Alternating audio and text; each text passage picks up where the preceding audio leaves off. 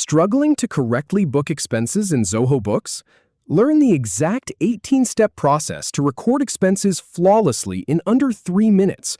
First, I'll show you where to find the expense module, then how to fill in account, amount, tax, vendor, and finally customer details for a clean entry.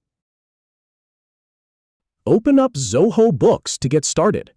Then, click on Purchases from the left menu. Now select Expenses to see the expenses list. Go ahead and click the New button to create a new expense.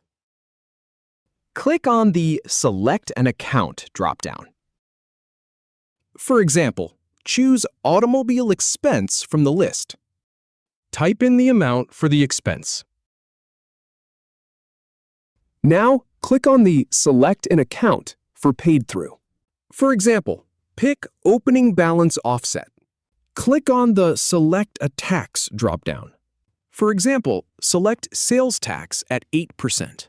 Click on the Vendor field and select a vendor. For example, choose Bobby AI. Type in the reference number if you have one.